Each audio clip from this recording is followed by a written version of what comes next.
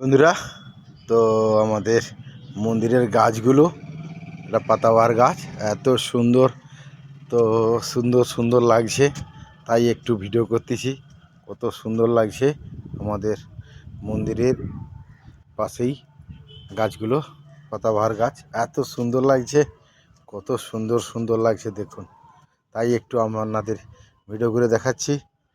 তো এত সুন্দর লাগছে গাছগুলো, দারুণ দারুণ। তো তাই একটু আপনাদেরকে ভিডিও করে দেখাচ্ছি। তো সবাই একটু দেখবেন এবং কেমন হয়েছে সবাই একটু কমেন্ট করবেন, এইটুকু আশাবাদী।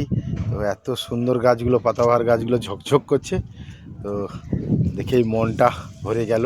তাই আমি বললাম জাস্ট একটু ভিডিও করে আপনাদেরকে দেখাই। এটাই আমাদের গ্রামের সোয়াল মন্দির। তো এটা, তো যিনারা ভিডিও করতে চান তিনারা চলে আসবেন পূর্ব মেদিনীপুর, হলদিয়া, দেবভোগ, পশ্চিমপল্লী। তো হলদিয়া মেছাদার বাসে উঠলেই আপনারা মরাম রাস্তা বললেই লাফিয়ে দিবে। মরাম থেকে 1 মিনিট 2 মিনিটের মতো রাস্তা, পায়ে হেঁটে চলে আসবেন। তো ভোর 4টে থেকে রাত্রি 10টা পর্যন্ত আমাদের মন্দির খোলা থাকে। তো আপনারা আসুন, এসে ভিডিও করুন, কোনো অসুবিধা নেই। কত সুন্দর সুন্দর একটু গাছ দেখালাম, আপনারা একটু কমেন্ট করবেন। সকলে ভালো থাকুন, আমিও ভালো আছি।